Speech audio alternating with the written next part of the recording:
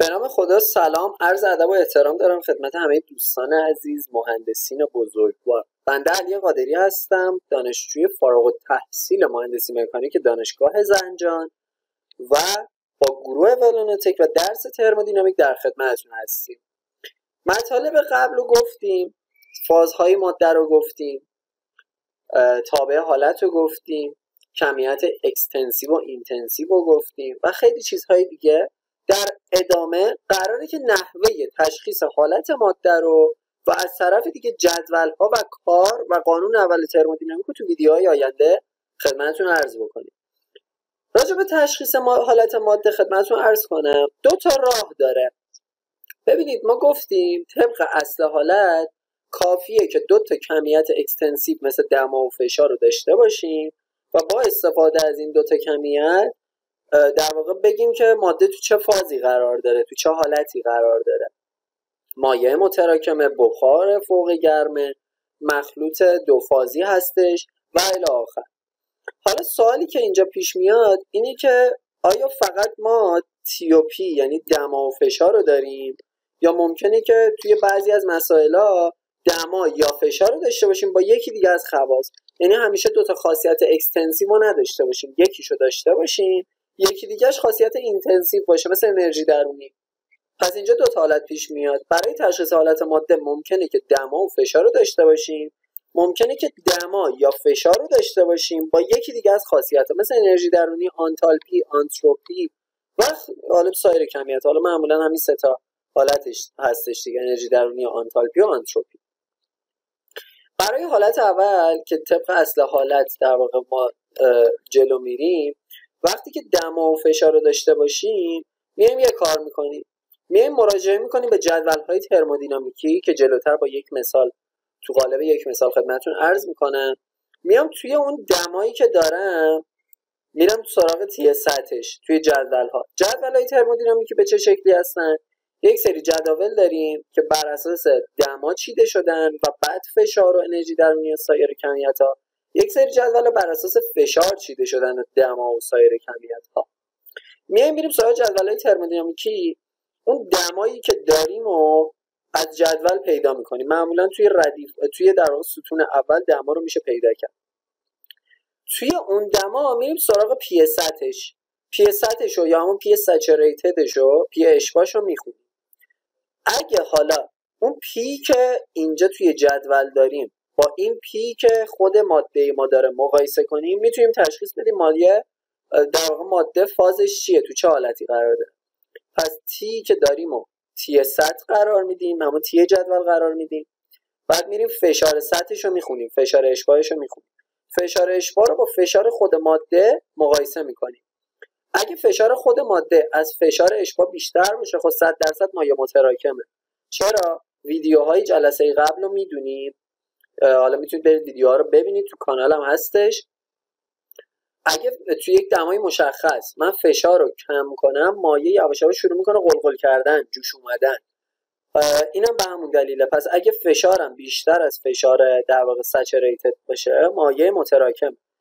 اگه کمتر باشه قلقل میکنه، جوش میاد، بخار فوق گرم میشه. حالا هرچی این اختلافشون بیشتر باشه، فوق گرم تره، سوپر هیت تره. اگه برابر باشه که سچوریتد دیگه، یعنی اشباع، حالت اشباع. حالت اشباع یعنی چی؟ یعنی دو فازی، مخلوط بخار مایع اشباع هستش در واقع. این از این. حالا ممکنه برعکس هم باشه، مثلا توی پی صد پی رو برابر پی صد قرار بدید، بعد تی رو برابر تی صد قرار بدید. یعنی چی؟ یعنی جای تی و پی عوض شه. مسلما این عددها، این آمار ارقام جاشون عوض میشه دیگه. مثلا توی فشاری که داریم میریم دمای سچوریتد رو میخونیم. اگه دمای ما بیشتر از دمای سچوریتد بود، خب وقتی بیشتر از دمای اشباع باشه 100% بخار فوق گرم میشه، این دفعه مایع متراکم نمیشه. یا اگه دمامون کمتر از دمای سچوریتد بود، خب مسلما انگار زیر دمای 100 درجه است، در واقع میشه مایع متراکم، جای این دوتا عوض میشه. مساوی هم باشه که دو فاز دیگه، مرز. این راجع به گرمای نهان و اینا هم قبلا صحبت کردیم، اون اتوبوس، اون مرزها، بدون اصطلاحات و ویدیوشو ببینید بیشتر اینا رو متوجه بشید. اما حالا ممکنه توی یه حالتی اتفاقی که برام میفته اینه که دما و فشار رو با هم نداریم، بلکه یا دما رو داریم یا فشار. یه خاصیت دیگه هم داریم، مثلا انرژی درونی، مثلا آنتالپی، مثلا آنتروپی و خیلی از چیزهای دیگه. حالا به عنوان مثال فرض کنید که مثلا ما دما یا فشار رو داریم با انرژی درونی.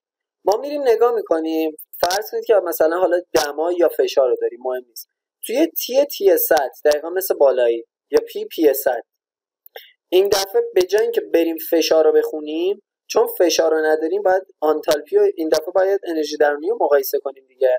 اینجا دما و فشار رو داشتیم، دما رو خوندیم، فشار سچوریتد هم خوندیم، مقایسه کردیم. اینجا یا دما رو دارم یا فشار، پس از دما و فشار ردیفش رو مستقیم میرم جلو، یعنی جدولی که دارم مثلا یه همچین ردیفی داره، اینجا تی سطح، مثلا تی سطح رو دارم، توی این ردیف فشار دارم، انرژی درونی دارم، آنتالپی دارم. توی مرحله بالا دما رو داشتیم، با فشار دما رو خوندم، فشار اشباش هم خوندم، بعد فشار اشباش رو با فشار خود ماده مشخص کردم. اینجا دمای ماده رو دارم، برابر همون دما در نظر بگیرم، منتها اینجایی که فشار باشه اینجا مثلا انرژی درونی میشه، چون انرژی درونی رو دارم فشار رو ندارم، این دفعه انرژی درونی رو مقایسه. فقط این انرژی درونی که داریم 3 تا حالت داره، یعنی 3 تا حالت براش پیش میاد، خودش 2 تا حالت داره، یه یو اف داره، یه یو جی. البته یو اف جی هم داره، یعنی همون 3 تا حالتی که الان گفتم که یو اف جی، یو جی منهای یو اف. حالا این نداشته باشه میتونید یو اف جی رو با استفاده از یو جی منهای یو اف به دست بیارید. من تو اون ردیف انرژی درونی که میخونم مثلا یو اف و اینجا یو جیه، میام انرژی درونی خودم رو، در واقع این یویی که خودش داره، تی و یویی که داشتیم، یویی که داره رو با یو اف و یو جی مقایسه میکنم. اف مخفف فلویده یعنی سیال، جی مخفف گسه یعنی گاز. میام مقایسه میکنم، اگه انرژی درونی من از انرژی درونی فلوید من یعنی از یو اف من کمتر باشه، خب مسلما مایع متراکمه. چرا؟ راجع به انرژی درونی توی ویدیوهای دیگه صحبت کردیم، ولی چون مهمه باز اینجا میگم.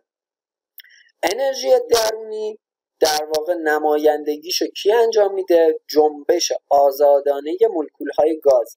فرض کنید که یک در واقع سیلند پیستونی داشته باشم، اینجا یک کالم مولکول گاز باشه، وقتی یک گرمایی بهش بدم، تو ویدیوهای قبلی اینو گفتم خدمتتون، وقتی یک گرمایی یک کیویی بهش بدم، این مولکولا که دارن جنبش میکنن در حال نوسان و وجه بوجه کردن هستن، اصطلاحاً حرکت کاتوره‌ای دارن، حرکت رندوم نامنظم دارن، میان این حرکتشون بیشتر میشه، جنبششون بیشتر میشه، اون اسپینشون، اون لرزششون بیشتر میشه. خب وقتی یک سیالی داشته باشیم، دماشو زیاد کنیم، به گاز تبدیل میشه. به گاز تبدیل میشه یعنی چی؟ یعنی مولکولا از هم فاصله میگیرن و جنبششون زیاد میشه، آزادی عملشون، اون دامنه‌ای که میتونن حرکت کنن این مولکولا زیاد میشه. حالا فرض کنید که من انرژی درونی کمتر از انرژی درونی در واقع فلویدمه واسه اون ماده، چه اتفاقی میفته؟ یعنی جنبش مولکولا کمتره، مولکولا به هم نزدیکترن، یعنی اینکه اون مایع متراکمه. حالا انرژی درونیم زیادتر باشه یعنی دماش بیشتره به تبع. حالا یک در واقع دارم بهتون لمس مهندسی میدم، حس مهندسی میدم، دماش هم بیشتر باشه 100% بخار میشه دیگه، بخار فوق داغ.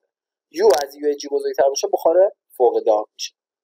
اما ممکنه یو از یو اف بزرگتر باشه و از یو جی کوچیکتر باشه، یعنی برعکس این دوتا حالت اینجا نوشته شده. در این حالت مخلوط دو فازیه، هم فلوید داره هم گاز. بین فلوید و گاز مایع و گاز مونده. یک مثال ازش حل کنیم تا بیشتر جا بیفته. گفته شده که آنتالپی آب تو شرایط 250 درجه سلسیوس و فشار 1.2 مگاپاسکال به دست آورید. خب این آب ممکنه بخار فوق گرم باشه تو این دما و فشار. ما شرایط اتمسفریک آب رو میدونیم، دمای اتمسفریک، دمای استاندارد آب توی دمای محیطه، همون تقریبا 300 کلوین میشه، در واقع 25 درجه سلسیوس میشه، 23 درجه سلسیوس میشه، 273 دیگه، 27 درجه سلسیوس میشه. دمای اتاق معمولا 20 تا 30 درجه است. فشارش هم که میدونیم یک بار دیگه، یک در واقع 10⁵ پاسکاله، درسته؟ یا همون 1 مگاپاسکال. اما اینجا چیزی که هست، بر اساس دما و فشار نمیتونیم تصمیم بگیریم که آب فازش چیه، حالتش چیه. در واقع حالت ماده رو اول باید مشخص بکنیم. برای به دست آوردن آنتالپی پس اول حالت ماده، فاز ماده رو مشخص میکنیم، بعد آنتالپی رو میسنجیم. چرا؟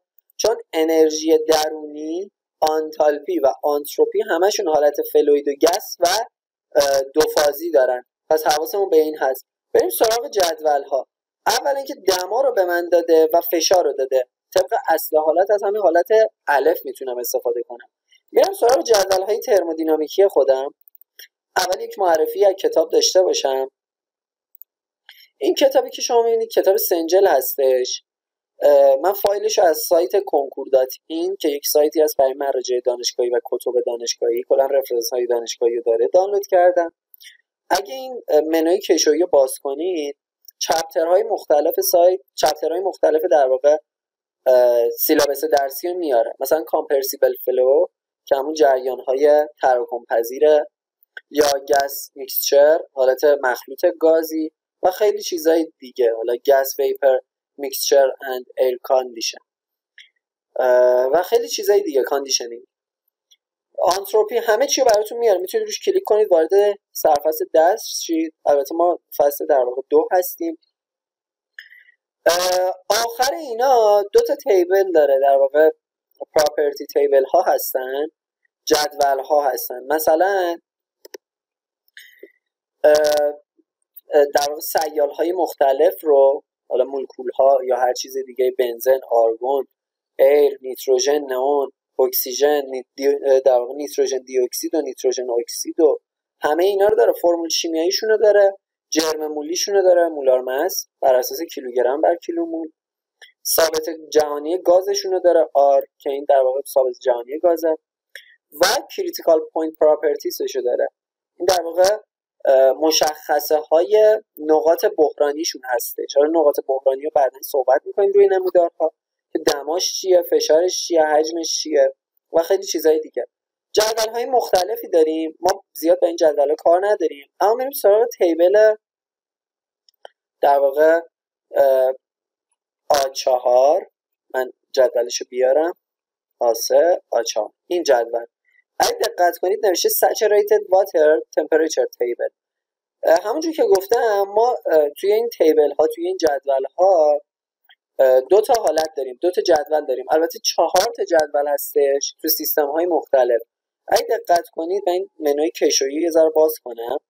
سیستم هایی که دقت کنید پراپرتی تیبل ان 4 تا، حالا نمودارها و جداول و خواص مواد، جدول خواص حالا و نمودارهاشون 2 تا یونیت داره. یکی اس آی یونیت، یکی انگلیش یونیت. اس آی یونیت که راجع به یونیت ها صحبت کردیم دیگه، سیستم سی جی اس و سیستم انگلیسی و سیستم اس آی اینترنشنال سیستم، سیستم بین المللی. شما توی 2 تا سیستم میتونید بررسی کنید. مثلا در حالی که مثلا به من شرایط سیستم اس آی رو داده بود، دما کلوین بود، فشار مگاپاسکال یا کیلو پاسکال بود و اینا، میتونید از سیستم اس آی استفاده کنید. برعکسش مثلا فشار بار بود یا دما مثلا سیستم های انگلیسی بود، بر اساس رانکین و اینا بود، میتونید از سیستم انگلیسی استفاده کنید. حالا من از سیستم اس آی استفاده میکنم، انگلیسیش هم به همون شکله. میرم سراغ جدول ها و جدول A4 رو باز میکنم براتون. آسه چقدر جدول زیاده.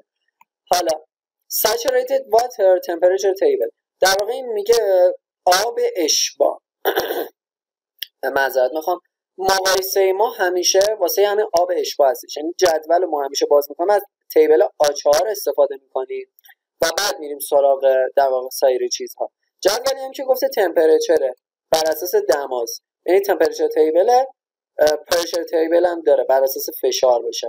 اگه یادتون باشه همون جدول که کشیدم گفتم دما و فشار و حالا انرژی درونی، آنتالپی و آنتروپی هستش دیگه، و حالا حجم مخصوص که تو 2 حالت گاز و مایع، و حالا واسه یه آنتالپی، آنتروپی و انرژی درونی 3 تا حالت داره. حالا یو اف جی هم اگه کتابی نداشت یو جی منهای یو اف دیگه، اختلاف این 2 تا میشه. برم سراغ همون جدول A4 چون من بر اساس دما میخوام برم جلو. جدول A4 ردش کردیم. این جدول مشخصهایی که از سیستم به من داده بود چی بود؟ دما 250 درجه، فشار 1.2 مگاپاسکال. خب من میام از همین استفاده میکنم. به چه شکلی؟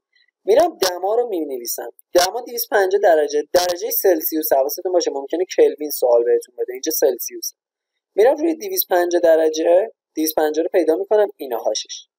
میام این ردیف رو واسه خودم هایلایت میکنم، میام دما 250 درجه. درسته؟ حالا میام دقت میکنم ببینم پی سطح من چقدره. یعنی من دما رو 250 دارم، همون تی رو برابر تی سطح گرفتم. فشاری که به من داده بود 1.2 مگاپاسکال بود. درسته؟ اینجا حالا کیلو پاسکال داره، هیچ فرقی نداره. 3976.2 تقریبا همون 3900 کیلو پاسکاله. خب حالا مقایسه میکنم 3900 کیلو پاسکال دارم با 1.2 مگاپاسکال، کدومشون بزرگتره؟ خب مسلما پی سطح من که این باشه بیشتره. چرا؟ این کیلو پاسکال رو برای اینکه به پاسکال تبدیل کنم، این 3900 رو میام 3 تا صفر ممیز رو میارم اینور برای اینکه کیلو بشه به مگا تبدیل شه. داریم واحدا رو دیگه، دکا، هکتو، کیلو، مگا، گیگا، ترا. دکا میشه 10، هکتو میشه 100، کیلو میشه 1000. میگن 1 کیلو 1000 گرم. دکا، هکتو، کیلو، مگا 10⁵ گیگا، ترا. درسته که ترا 10⁻12. خدمتتون عرض کنم واسه تبدیل کیلو پاسکال به مگا پاسکال 3 تا صفر میارم جلو، همشون 3 تا صفر در واقع اختلاف دارن دیگه، دکا، هکتو، کیلو اینا. پس 3976 کیلو پاسکال 3.9 مگا پاسکاله. من دمایی که داشتم، فشاری که داشتم چی بود؟ 1.2 بود. سیال من فشارش 1.2 بود، دماش 250. اینجا میگم 250 درجه اگه دمای سیالم باشه، فشارم چقدره؟ فشارم 3.9 مگاپاسکاله. فشار من در واقع فشار سیال من که 1.2 مگاپاسکال بود، از فشار اشباعی که اینجا هستش چیه؟ کمتره. این 3.9 فشار سیالم 1.2 بود. وقتی کمتره چه اتفاقی میفته؟ فوق داغ میشه، چون فشار کم شه اون قلقله است دیگه، جریان اون قلقله. سیال من میشه سوپر هیت، فوق داغ میشه. حالا میام نگاه میکنم، بعضیا هستن میان از اینجا استفاده میکنن. من انرژی درونی رو خواستم دیگه. اگه دقت کنید اینجا اینترنال انرژی داره، انتالپی داره، انتروپی داره، که من با اینترنال انرژی کار دارم، انرژی درونی. ممکنه بعضی بیان این یو گس رو در نظر بگیرن و بگن انرژی درونی من چون بخاره، اینجا بخار فوق داغه، یو گس میشه، ولی کاری کاملا غلط انجام دادن. علتش چیه؟ این یو گس، یو اف جی که دادن به من، منظورشون چی بوده؟ منظورشون این بوده که واسه سچریتد ویپر یا همون واسه سچریتد واتر این در واقع دیتا ها چیده شده، واسه آب اشباع، حالت اشباع، اون حالتی که یو بین دوتا چیز بود، اون حالتی که تی برابر تی صد، پی برابر پی صد میشد بود، واسه همین حالته. وقتی حالت گازی به دست میاد، حالت فوق هیت، سوپر هیت به دست میاد، من این جدول رو حق ندارم استفاده کنم، میرم جدول های پایین تر که این جدول حالا در واقع سوپر هیته. واسه جدول سوپر هیت یک چیز دیگه داره، اگه دقت کنید جدول رو سچریتد داره و سوپر هیت. یه دونه جلوتر هم داره جدول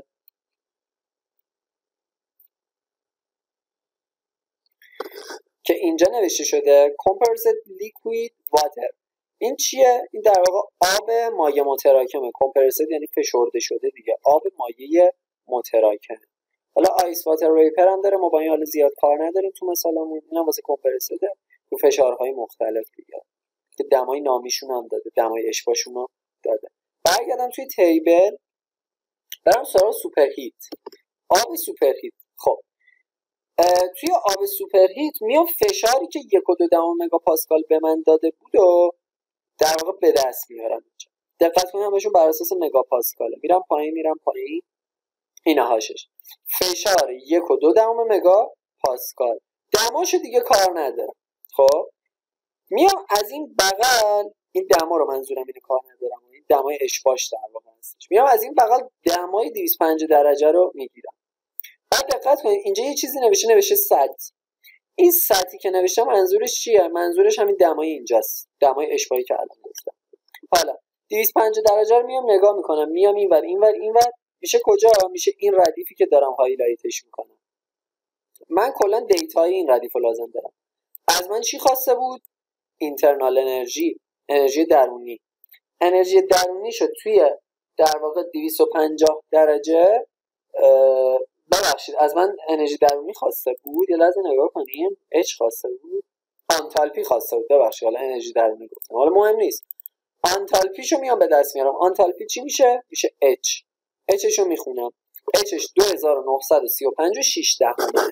پس حواسمون به این هست. این 2935 یادتون باشه. بریم روی آ4 دوباره. اگه دقت کنید اچشو بخوام به دست بیارم، اچ گز 2800 با 2935 135 تا اختلاف داره و این توی در واقع محاسبات ما خیلی عوض میشه به خاطر اینکه شما فاز ماده رو اشتباه گرفتید. این از این. به عنوان مثال یه مثال دیگه هم خودمون همینجوری بزنیم. مثلا گفته شده دمای آب 220 درجه است و انرژی حالا مثلا انرژی درونیشو بگیم دیگه. انرژی درونی آن 1500 مخلوط دو فازی میشه اینجوری. پس انرژی درونی و یو رو میدم 1500 کیلوجول به کیلوگرم. حواستون باشه به واحد کیلوگرم ها، به واحد جرم. کیلوجول به کیلوگرم. من میرم سراغ دمای 220 درجه انرژی درونی رو این دفعه مقایسه میکنم. میام روی یو اف و اینا. حالا بذارید 220 رو بگیم یا 225 حالا فرقی نداره. میام نگاه میکنم میبینم که یو اف 940 یو من از یو اف بزرگتره. پس میتونم بگم گازیه؟ نه. میتونم بگم سوپرهیت؟ در واقع نه. اگه کوچیک‌تر بود میتونستم بگم چی مایع متراکم. بعد میبینم چه جالب از یو جی هم که 2601 چیه؟ کمتره. درسته؟ پس بین یو اف و یو جیه. از جدول ها اگه نگاه کنم و اون چیزی که توی سیلابس بود، یو من بین یو در واقع اف و یو جیه. این نشون میده که دو فازیه. وقتی دو فازی هستش از همین جدولی که اینجا الان بود میتونم استفاده کنم. سچوریتد یعنی اشباع. دو فازی وقتی کیفیت براش تعریف میشه. بعد از من چی رو خواسته؟ گفته مثلا آنتروپی اونو به دست بیاری. آنتروپی اونو بخوام به دست بیارم چون دو فازیه، من میدونم که در واقع مثلا اگه بخوام اسو به دست بیارم بر اساس کیفیت میشه SF به اضافه X برابر SFG. چرا؟ چون وقتی سیال من حالت دو فازی داره کیفیت براش هست. یه قسمتی از در واقع آنتالپی، آنتروپی، انرژی درونی سهم فلویدشه، سهم فاز در واقع آبیشه، مایع متراکمشه، یه قسمتی سهم گازیشه یا همون سهم سوپرهیتشه. سهمشون رو کی مشخص میکنه؟ این ایکسه که بهش میگن کیفیت انرژی. و میام از اینجا دیتا ها رو میخونم. SF رو دارم، SFG رو دارم، SG رو دارم.